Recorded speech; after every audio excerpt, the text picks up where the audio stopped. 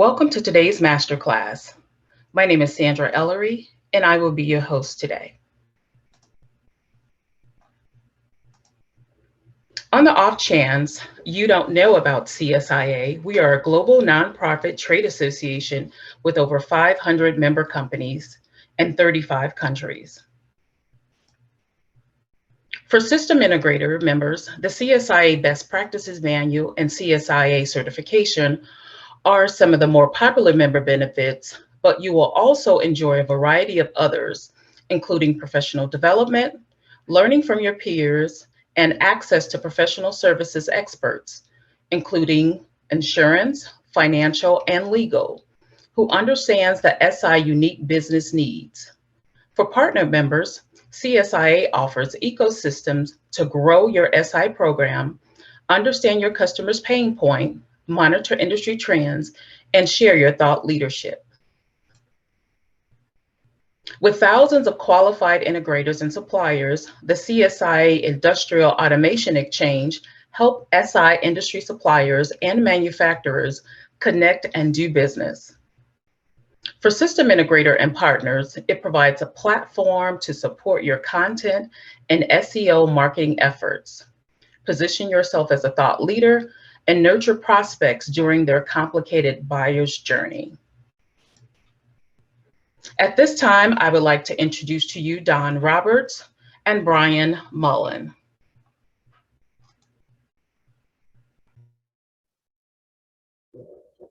Thank you, Sandra. We'd like to welcome everyone today to today's web event. This web event is part of Exotech's efforts to assist our CSIA community with the implementation of best practices. We know that the majority of members that join CSIA join with the intent of getting their company to the next level in their business.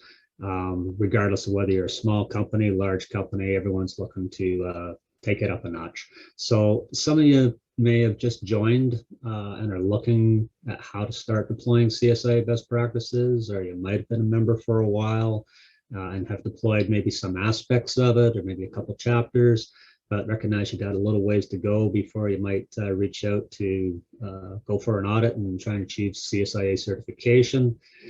We understand that everyone's at different stages along the way. We've seen all aspects and where everyone's at on this.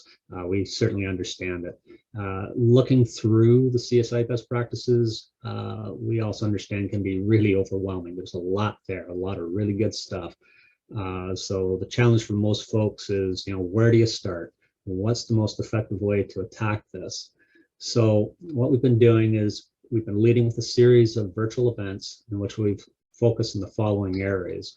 Back in the first quarter, we gave general orientation to best practices. And then second quarter, we focused on project management and system lifecycle. If you didn't happen to catch those webinars, you can go back to the CSIA website and watch the recording. Today's session, we're going to focus on the general management as it relates to the best practices. And in Q4, actually, I believe in September, correct me if I'm wrong, Don, I believe we're going to be providing another webinar that's going to be focusing on financial management and possibly a bit of HR mixed into that as well. So what we'd like to do here to provide context and gear our discussion to the audience today, it would be helpful to know your company sizes, in terms of number of employees. So Sandra, could you possibly conduct a quick poll on that to our current audience on the company size? That would be great. Moving forward. Yeah, here. Brian, on that Q4 financial management one, yeah. I believe it's out in December. I know we had to move the date around a little bit because I'll be in Mexico, hopefully. Everything goes my way. I'll get a little bit of vacation in here towards the end of the month, but I think it's out in the December timeframe. Fair enough. Stay tuned, folks. We do have so Exotech's going to put on a webinar, a Teams meeting, actually webinar in a couple of weeks, just to talk a little bit further about strat planning. Great, thank you. So this question about what size is your office, what size is your company? We ask this on most of these presentations because it helps us just tailor our answers. Even when you look at the audit, you'll notice that there are 3 different sizes in the audit itself, 3 different categories. We ask all the same questions of all the different companies, but we expect that a smaller company may not have the same level of rigor that a larger company. So it's good for us to get a bit of a sense during this webinar as to what's the audience look like. So Jill, any feel for where we ended up? Oh, perfect. Yeah, it's kind of where I expected would be. That's a good mix. That's great. Yeah, it is a nice mix, and I think that I'm not surprised to see the larger companies, 100+ people, being not nearly as many of those. A lot of companies in that range have hopefully been certified, but they certainly have put a lot of effort into their best practices already. So I think this could be pretty valuable for the rest of the gang. Good. Okay, so setting expectations. So before we get started, we want to provide a little bit of context to today's webinar. First off, that it's not necessarily your typical webinar in terms of format. We don't have a lot of slides in terms of a canned presentation. Rather, we want to lead a discussion more of topics related to the general management sections and the best practices here. So we really invite the folks that are attending here. We invite your questions, comments as we're going through it. Don't feel you need to leave it till the end. If we're talking about some particular aspect here going forward and you've got a question, just throw it into the Q&A. We'll be monitoring that, and we'll try and pick it up as we're addressing the items going forward. But obviously, if you have questions at the end, we'll pick them up at the end as well. We don't have a lot of slides, Brian, but if you could share, I don't know if you could share the couple of slides that we have just to remind people. The current slides today? Yeah. So basically what we're not seeing your screen share.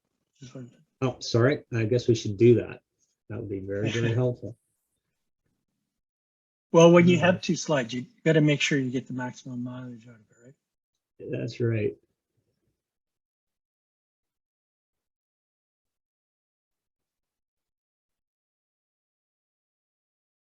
While you're doing that, so Tim's asking a question. We start talking about company size. The audit scoring is also based on company revenue. My question is whether the revenue includes equipment sales or just labor.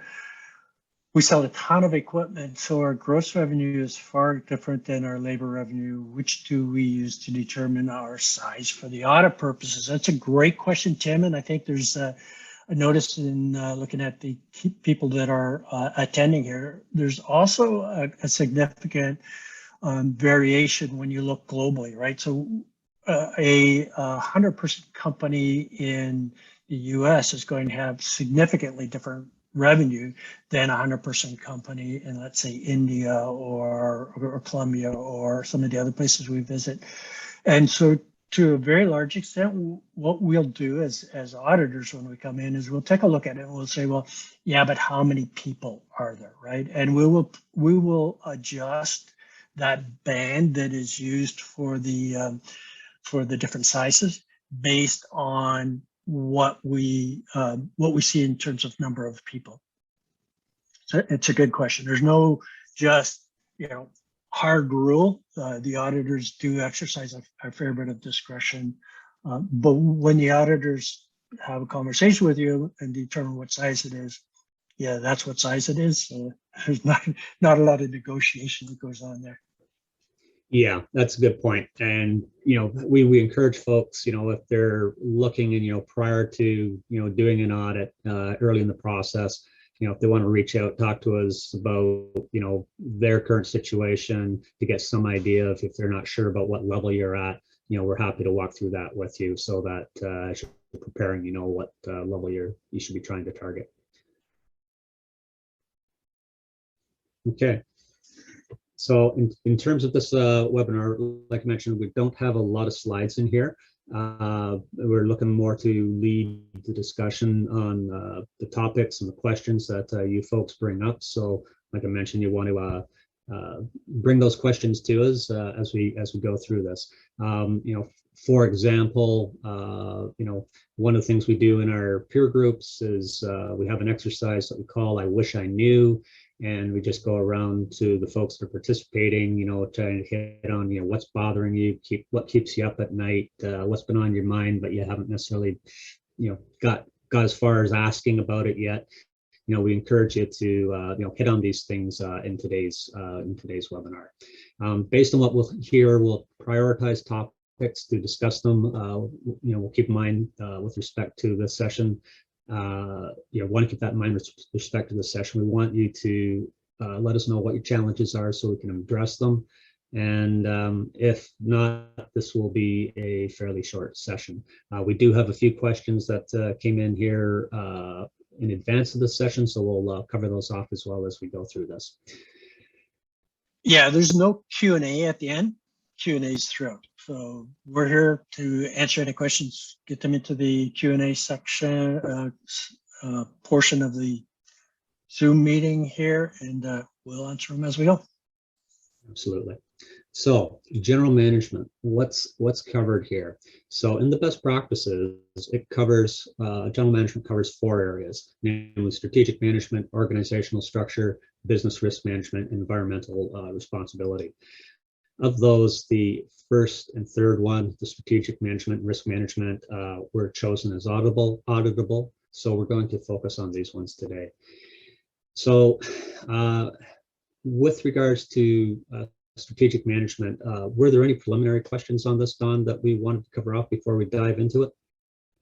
Well, one of the things I did want to bring up, there was a question that came up prior to the session here, and it was, well, what about the other areas? And you touched on it a little bit, Brian, that there's this organizational structure and environmental responsibility are things that are in best practices, but we're not seeing those as being part of the audit. And the audit only audits about 1/3 of the best practices. But I can't stress enough the importance of reading the entire document, both for the reason we're pointing out here is that here's 2 whole sections that are not even going to get discussed, but also when you're reading the best practices. So for instance, in chapter 2 under 2.4 training, the audit only focuses on 5 different training aspects.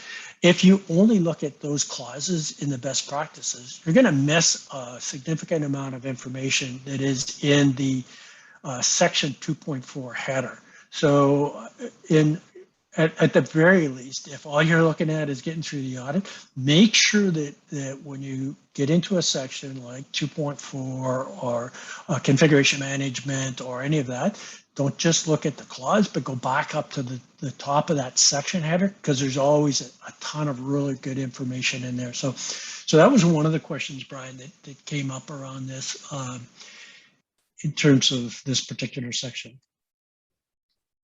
Great, thank you. So on the strategic management part of the best practices here, wanted to just kind of open it up a little bit initially. One of the things that we just about invariably get into when we're doing strategy development with companies and that type of thing, one of the topics is what exactly is the strategy? What is strategic? What should we be looking at? How should we view it as opposed to, or how it fits with things like operations planning, budgeting, sales and marketing plans? What's your experience on that, Don? Like how would you mesh those together or identify the differences?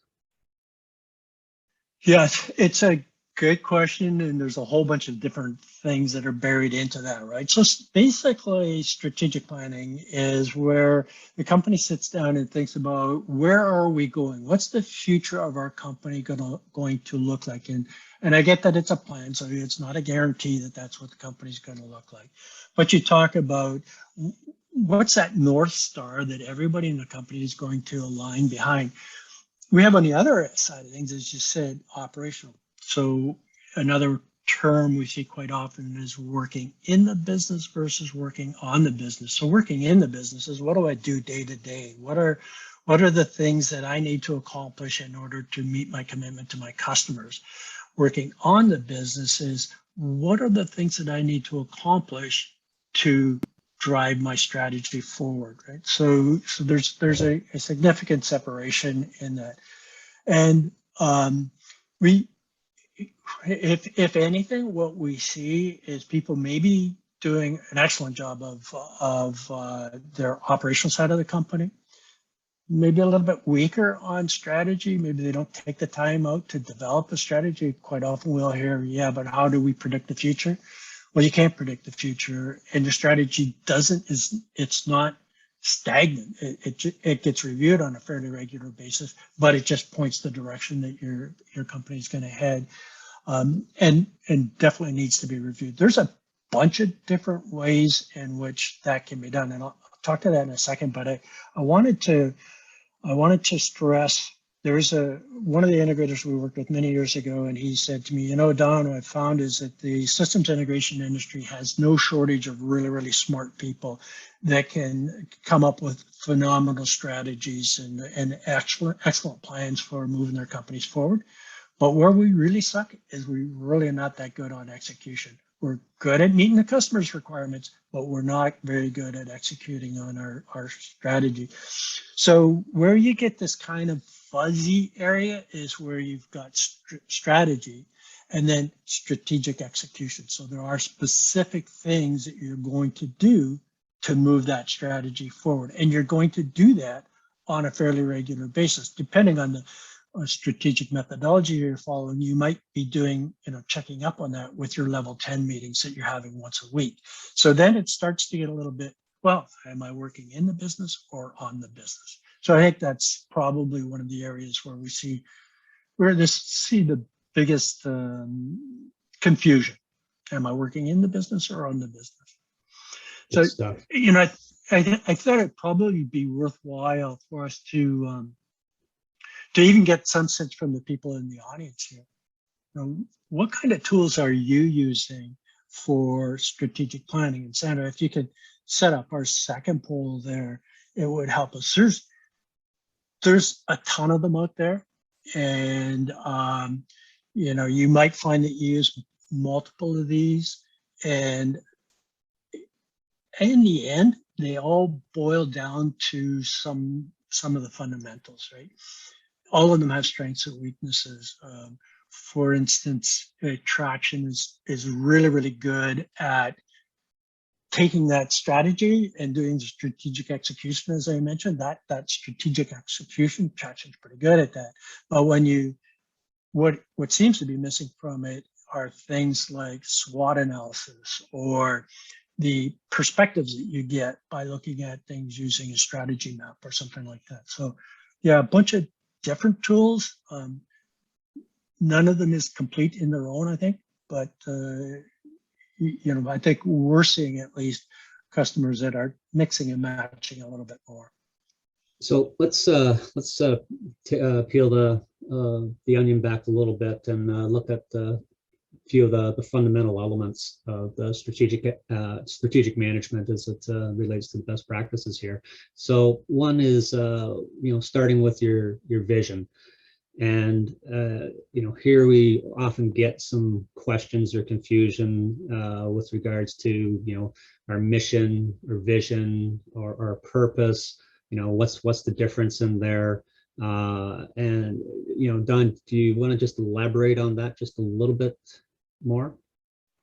Yeah, again, sure. And again, this is kind of a little bit dependent on the the terminology is a little bit dependent on the methodology you use, but so you have mission and vision. Vision is long-reaching. Where are we going? And the mission is more, what are we going to do, right? Like, what are we actually delivering to our clients? Purpose, we see that, that's something that is pretty prevalent in the traction system, where we're talking about more of a passion. Why are we here, right? What do we, we're here to make sure that healthcare is automated as much as possible, or to improve on the food processing in the agriculture industry, or something like that, where there's a passion that we have that we want to live to. I think all of those are important. I think you need to know where you're going. I think you need to know what you're actually delivering in that general direction. So if we're going to make sure that there's as much automation in the food industry, our focus is in this particular area. But I wouldn't lose a whole lot of sleep on just what is that? What's the wording? I get people stumbling all the time over mission, vision, and values. What is that? We didn't have values up there, but like values is another one of those that are extremely important for setting your strategy. The strategic initiatives that you take are a little bit closer to, this is where I'm going, and this is what I need to do to get there. And then here's my operations that's going to support all of that. Exactly. So one of the things that asked about here is your objectives, your strategic objectives, and they should support whatever that mission, whatever that purpose is, whatever your vision for the company is. There should be an alignment. The other thing you want to keep in mind is what sort of timeline you're looking at in terms of setting what those objectives are going to be, and how that fits together. It stitches in with the direction, and keep in mind those strategic objectives. You should be looking at stuff that's beyond the financial. It's not just a matter of, hey, what's our objective? How much revenue are we going to generate this year or 3 years from now? You want to be looking at other strategic factors as well in terms of defining your strategic objectives and initiatives. Yeah, Brian, it's just looking over, there was another question that came through from Linda saying, hey, we're a 15-person organization. How do we, as a company that size, this seems like a lot of work to be able to do that. And, oh, by the way, my focus as owner of that company is I want to make sure that our financials are well taken care of. And so I focus a lot of time and attention on that. So in a 15-person organization, how is it possible for me to wear that many hats, including the very important hat of strategy and strategic planning? I can tell you, Linda, that it doesn't get easier as the company size grows. It's really a matter of discipline, right? If you don't take the time, and this is, there's a lot of books written around meeting rhythms and stuff like that.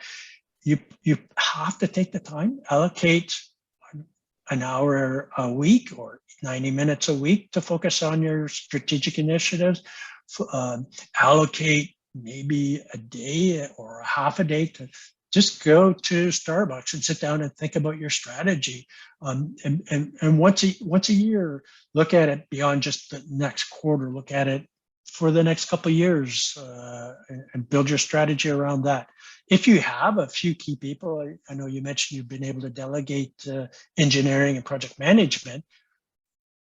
Once a quarter, just sit down with them and have a conversation about that. It's as much about the discipline of setting that time aside as it is about any system that you follow. And I absolutely did not see what came up in terms of the poll. So. Yeah, whether you're 15 or 500 people, you got to take the time to step back and be very clear. Where do you want to take the business?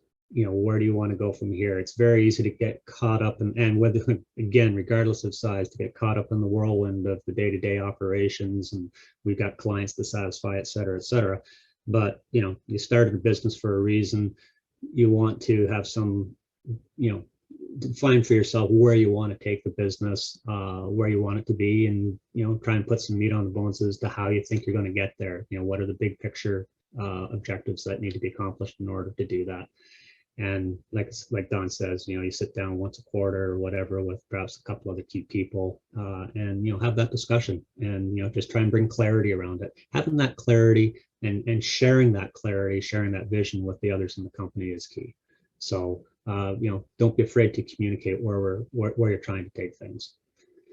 We did have another question that was, what's the downside of not doing this, right? And so what? Yeah, do I really need to do strategic planning? What's the downsides of not having a well-established strategic management plan regarding vision, short-range objectives, company sustainability? So the downside is that if you don't know what road you're taking, like any road's going to get you there, sort of thing, right? It's a matter of your energies are going to be diluted by spreading them out all over different initiatives or different directions. Strategy helps get that into a focus. Now, one of the things that I'm picking up from this question as well is, when I talk about strategy, I am not a big fan of a 20-page document that sits on the shelf and maybe gets dusted off once a quarter or once a year, worst case. I like things like strategy maps. It's a 1 page, right? Or some of the stuff that comes from scaling up the book. There's some really good ideas in there as to how do I document what my strategy is, or the VTO that comes out of Traction. These are 1 and 2 page documents that are used to communicate the strategy. Brian, I apologize. I keep jumping in here. We're at 27 minutes in. Probably want to keep her moving here. Yeah, all really good questions, really good points. They're good topics. Okay, let's talk a little bit about short range objectives. What's that about? So defining the bigger picture, you've got your mission, vision, values, you've got your big strategic objectives. And the other thing, just one other comment, don't have 20 big picture objectives. Keep it small, keep it very focused. What are the top priority things that we need to happen? Too many goals, too many objectives, nothing gets done. So with that, you want to boil that down to something shorter range. Now, what do we mean by shorter range? Well, it really is context sensitive. It could range from weekly, monthly, quarterly, even up to a year, depending on what the larger picture is. So you want to define what makes sense within that time frame in terms of setting those short range objectives and what they need to be. But they, you want to ensure that they're established, that you have metrics, define clearly what's being measured, what are the targets, and determine what are the most critical things for you. To keep your fingers on the pulse of the business. And people often ask, what are the what sort of KPIs should we be using? There are common ones that we see quite often, everything from typical financial KPIs like backlog, accounts receivable, what's in the pipeline, but other things that beyond the operational ones, we should also take into consideration are the short range metrics, targets that relate to your strategic goals, because those strategic goals can vary from year to year. The operational ones tend to carry on indefinitely. So ensure you're capturing both aspects of that. And ensure that for these goals and targets that there's responsibility, accountability assigned for achieving them. Absolutely critical. It's not just a matter of measuring how things are going. People need to be responsible, need to account for it, and need to adjust accordingly. And these things should feed back into when you're doing your strategic reviews over the course of the year. Don, any further comments on the short range objectives? Yeah, so there was a question that came in advance, and it was what are the best top 3 KPIs to track? And so I gave that some thought, and I came up with utilization, effective billing rate, labor multiplier, and material labor mix on your revenue. I know that's 4. So, but I think it talks to things like your predominant production engine is your people. So let's make sure that we've got the utilization where we want it. Let's make sure that we're charging people enough for those hours that are worked. Let's make sure the labor multiplier is going to make sure that our cost for those hours is not increasing at a rate greater than our selling rate.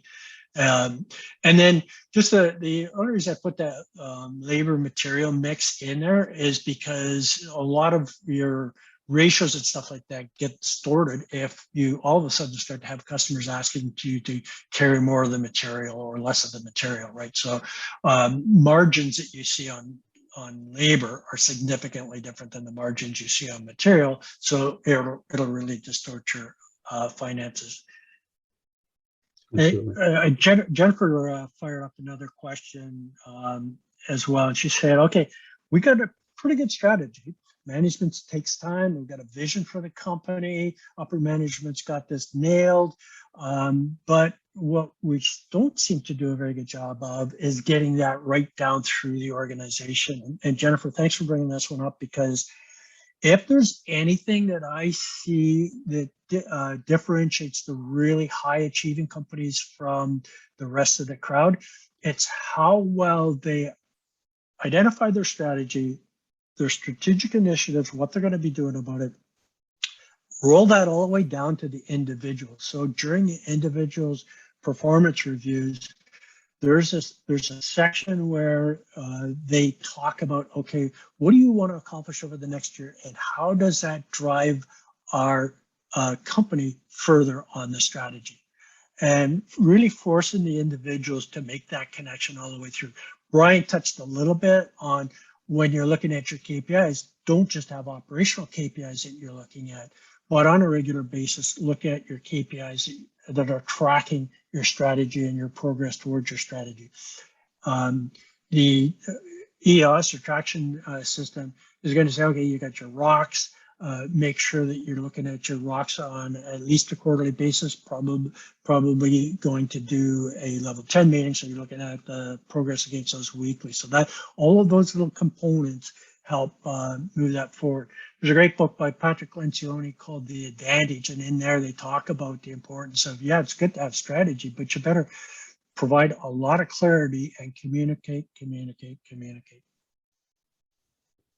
Okay, thank you. The next item on here had to do with company sustainability. And there's three things that we think are important to consider when we're looking at this. Ownership transition, leadership, and management. We've added in the leadership here. If you look at the best practices, it tends to, and in the audit report, it tends to focus on ownership and management transition, which are really, it's summed up as one question in there. There's really two different things. And when we talk about leadership, we're really talking about three different things here.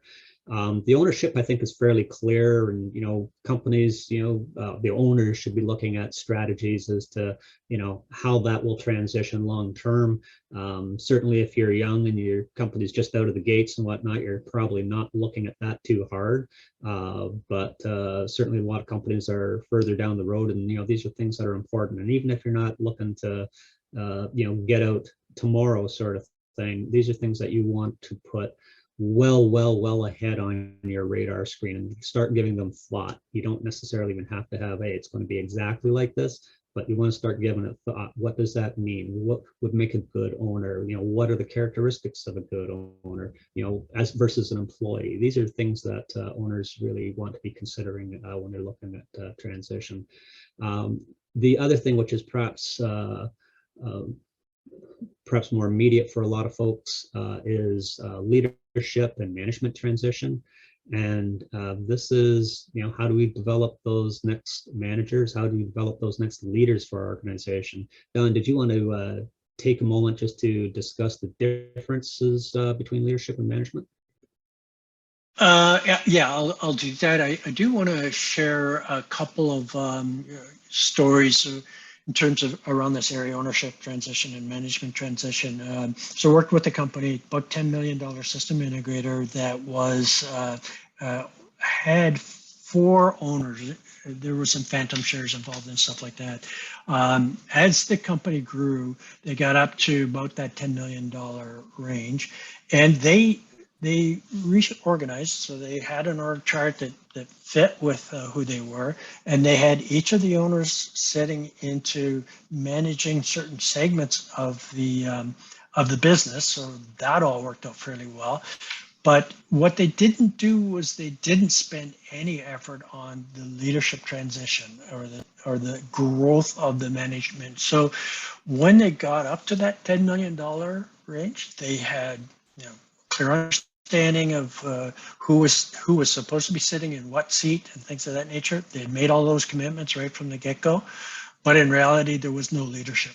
There was nothing invested in the development of the leaders to actually prepare them for managing the transition from 10 million to say 20 million or 50 million, right? So that company stayed at 10 million for a long time. It just kind of fluttered around because they didn't make that investment. So ownership's pretty clear. Management is kind of defined on the org chart, where you sit on that, but the leadership is one area where, and that's not just systems integration. Leadership is a big issue across industries, where there's a lot of people that are just kind of thrown off the end of that dock and said, "Go ahead and swim."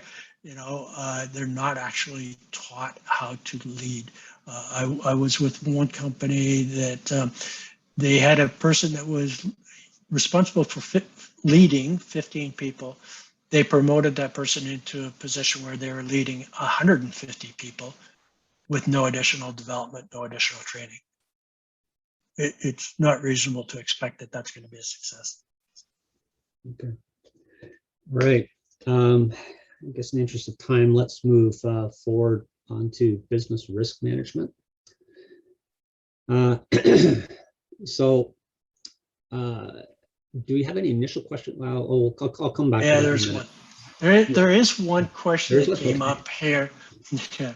What's the best way to push a new product in the market, which is a new concept in the industry? And I'm not exactly sure by the question whether or not this was the integrator had developed a product. We often get the question about, should my strategy include services and developing a product, or should I focus on services and have some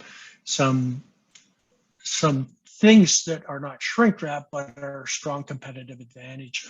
Or is this where the integrator is building a relationship with a third-party product vendor, and the integrator is responsible for pushing it to the market? I'll talk a little bit about both of those. The first one, should I produce a product? Should my strategy include a product development component to that? You've heard me say this multiple times, so I'll just repeat it. If you got $2 million, just invest in that. Not a bad way to go. If you don't have $2 million to invest in it, yeah, don't bother starting, because you're going to burn through it. And I know you've already spent $50,000 of it on a project, and it's like almost there, like maybe 90% or 95%. Yeah, that's not where the money gets spent. The money gets spent on all the distribution channels, service and support, marketing, maybe even having to develop a market around that. If you think you've got a pretty good idea, fill out a business model canvas. It'll help you figure out whether or not it's it. If it's the latter, if it's a third-party product you're trying to push into the market, one of the things that we find is, as companies grow, when they hit around the 10 million mark, somewhere in that general area, let's say 7 to 12 million, one of their challenges is building a sales organization, right? So if you are looking at a third-party product and the third-party company is expecting you to be their go-to-market channel, you're basically the distributor or whatever, and you are in that range where you don't really have a well-oiled sales machine, that's a recipe for disaster. If, on the other hand, the third party says, we've got that channel, we're going to create the leads, where all we need is the credibility of you as an integrator to close the deals, then that's fine. But in that case, you're not so much pushing the product, they're pushing the product. Hopefully that answers your question. Okay, Brian, I'll let you go.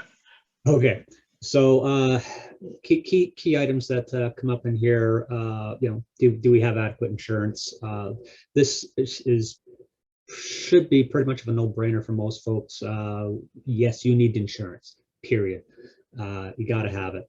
And it covers off the usual things you run into, like general liability, casualty, theft, auto, all those sorts of things.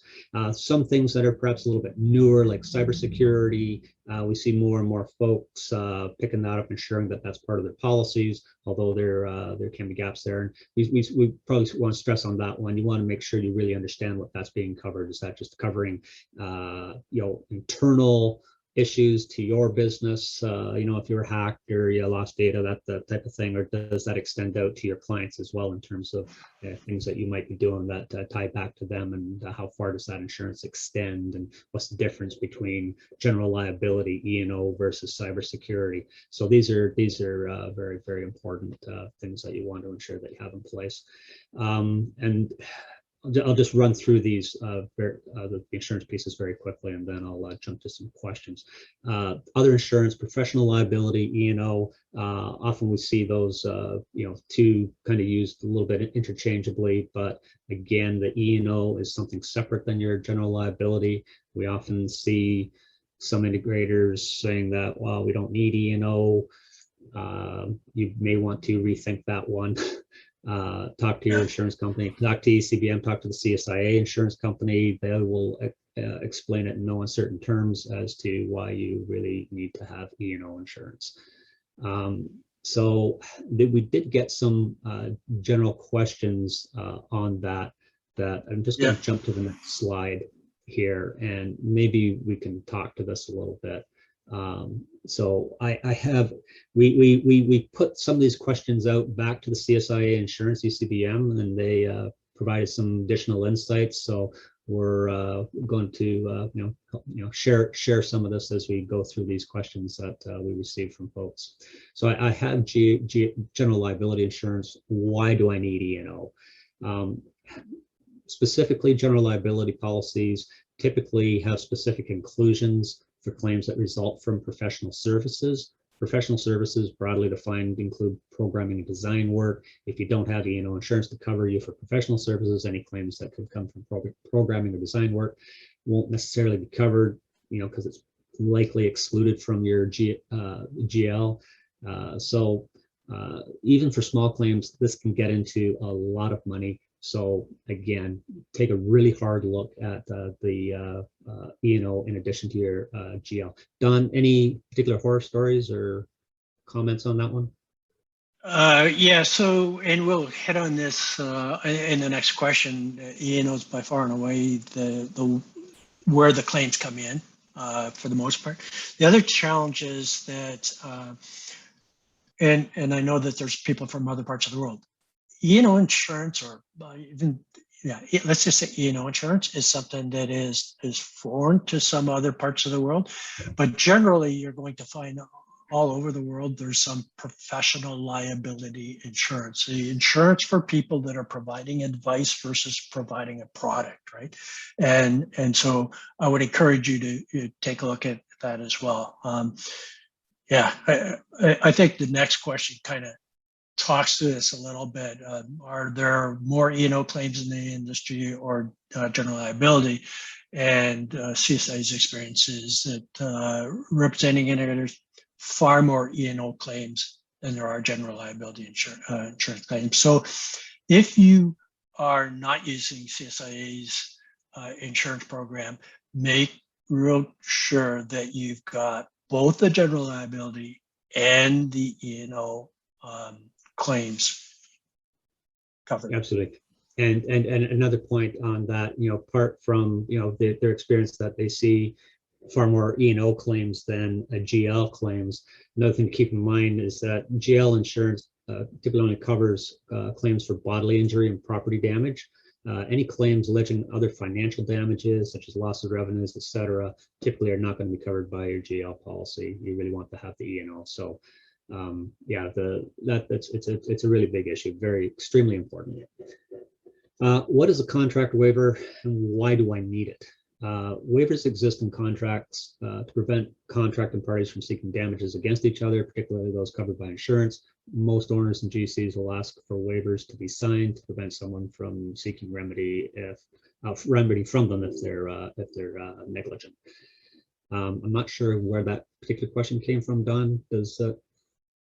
But it's just yeah, I think there's a couple of components to this. The one is making sure that your insurance company is fully aware of the types of contracts that you're signing up for, right? Are there waivers that are going in? Are there waivers that should go in? Make sure that your insurance company is not insuring you for a set of terms and conditions over here, when in actual fact you're signing up contracts that you're accepting the client's terms and conditions, which have a whole bunch of different waivers in them and things of that nature. So you can't be too open with your insurance company. Is cybersecurity insurance still available? Short answer, yes. A few things to keep in mind on that. One of them being prices and underwriting requirements have increased because claims activity has increased because of as it has increased as a result of large sections of across the globe switching to a work from home model. Cyber insurers are much more likely to demand you have encrypted offsite backup systems and that multi-factor authentication is used with your employees across that network. So just the way things are changing, this is opening up to become a bigger or more expensive issue, I guess is a better way of putting it. Is CSI insurance coverage better than I can do on my own? Let me hit on that cybersecurity on just a little bit harder too. So there's a great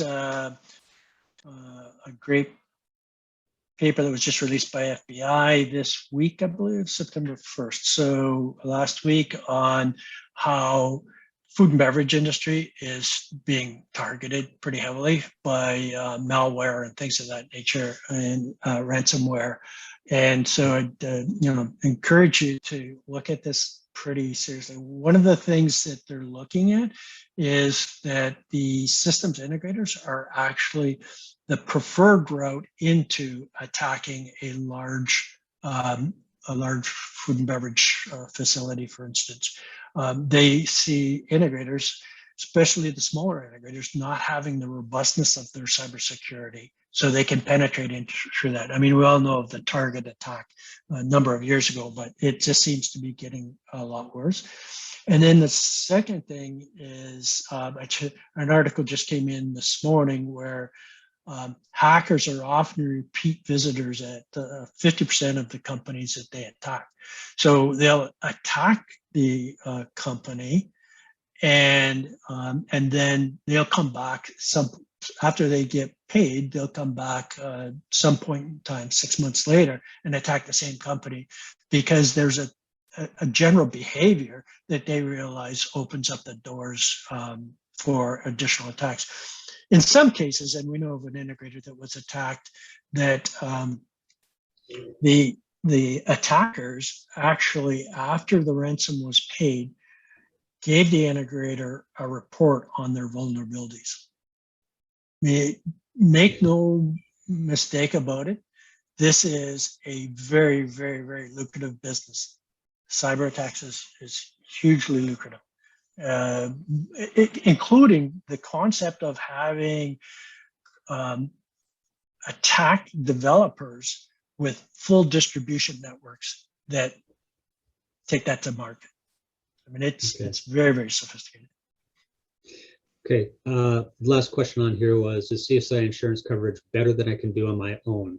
I guess beauty is in the eye of the beholder on some of these things. There's certainly a lot of integrators that have insurance that is not through the CSIA insurance. I guess a couple comments on this one. is we know the CSI program has looked very specifically at integrators and what they're doing. That's that is like their focus, and it often has various advantages over what may be available, generally speaking, in the marketplace. For example, coverage for and defense for unintentional copyright infringement claims.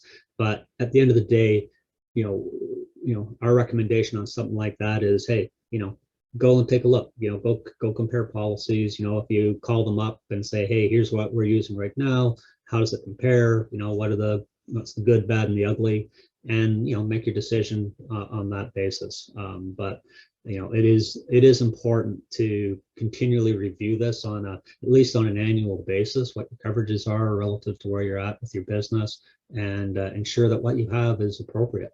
Like I say, reaching out is a good idea if you haven't done so. But yes, some people are very satisfied with the coverages that they have elsewhere.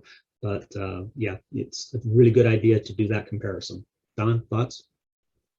Yeah, this isn't a sales pitch. We're coming at this from the perspective of we're there to help you build your company. Our experience is CSA has done a phenomenal job of understanding the risk level associated and making sure that there's not holes that you're going to get caught in. So we're not here to sell it. We're just here saying it's a darn good idea. Absolutely. Okay, where are we at here? Yeah, got lots of time. You got 8 minutes. I got 8 minutes. Yes, someone keeps talking. Questions for auditors. Okay, so we've captured a few. We skipped over the disaster recovery and business continuity and testing and all of that. I mean, we're probably going to hit it anyway, but thought maybe it might be worthwhile. Okay, we'll back up one. Sorry. Company resilience, disaster recovery. Key things that we need to have in place here are disaster recovery plan, business continuity plan, and testing. The key things that we're looking for here is having your disaster recovery plan in place. So you're looking at the things that are going to impact the business and have a plan in place as to how you're going to assess what the potential impact is, how are you going to recover from that, and provide sufficient detail as to, these are the steps that we can take when that disaster happens. You don't want to be figuring it out, and you want to have something a little bit more comprehensive than, well, let's meet in the parking lot and figure out what to do if, the place burns down or a tornado whips through and, takes things out. Certainly with the advent of working from home and COVID, it has triggered a lot of additional thinking as to where integrators are at with their disaster recovery plans, and has certainly caused them to blow the dust off of it. And it's been worthwhile to there's a lot of steps that I think integrators have taken to beef that up from where they've been, and in a positive way. So that's really good. One of the things to keep in mind with the disaster recovery is that it's not just a one-off. This is something that you need to keep looking at on a regular basis. It should be part of your business continuity plan.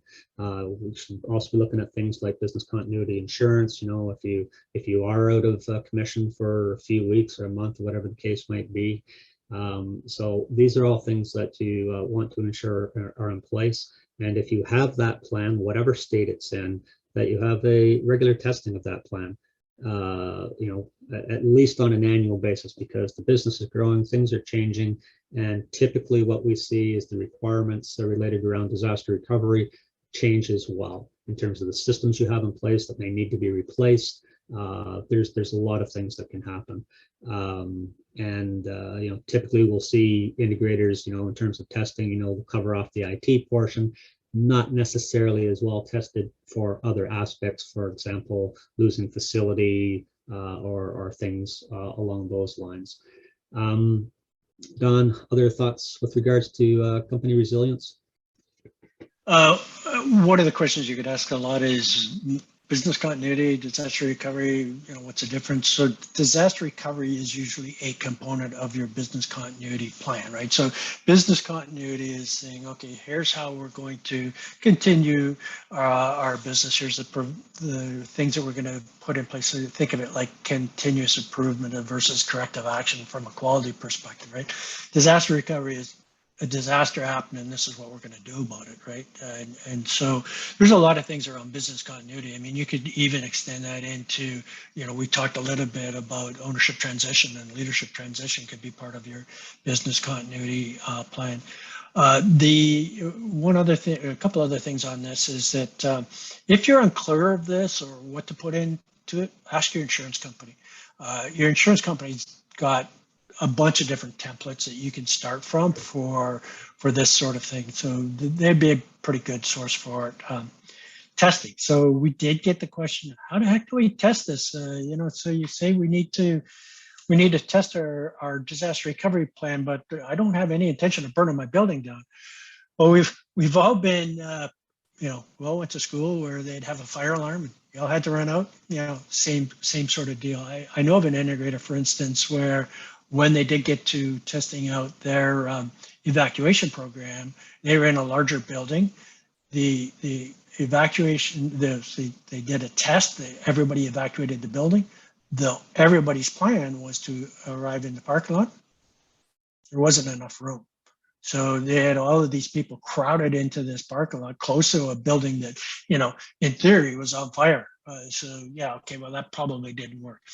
The other thing on testing is we see a lot of companies do a pretty darn good job of testing the data side of their business continuity. So they do their regular backups.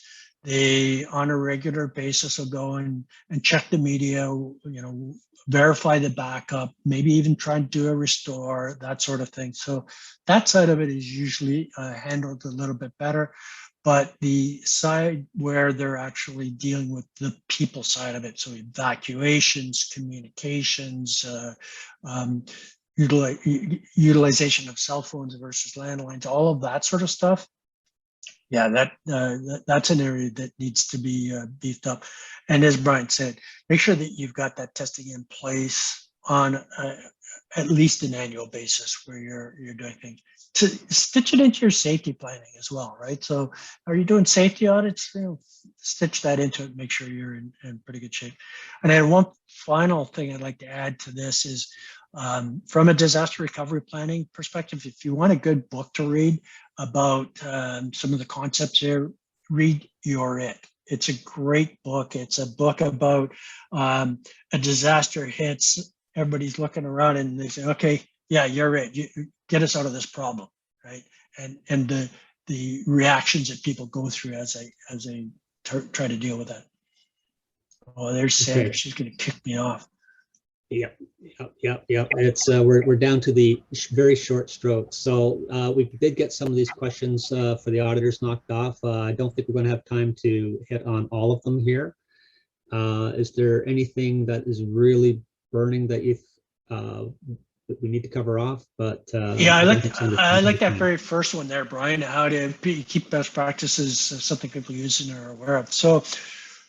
Old days, right? Best practices were written in a binder, stuck on those shelves somewhere, and then every now and again you dusted them off. We've seen some great implementation, so where the best practices are built into their internal intranet. Even further, the best practices are built into their workflow. So they've actually taken a lot of the best practices, taken the kind of discretionary component out of the best practices, and built them into workflows so that people are actually, it's just easier to follow the best practice. If there's one thing about engineers, they're a lazy bunch, right? So whatever your best practice is, you better make it real easy for them, because if it's a little bit more extra work, it isn't going to happen. Right? I think that's probably. So I'm going to cut you off there, Don, and I just want to do one real quick thing, and I'm going to pass it back to Sandra. Other sources of useful information: CSI website, CSI Insurance webpage, best practices insight web event recordings, our resources page. Go to the Exotech website. There's a lot of good free information available there. Some upcoming webinars there in September. And if any questions follow up on this, feel free to reach out and talk to us. Okay. Thank you. Back to you, Sandra. You want to? Thank you guys so much. I'm going to share my last screen.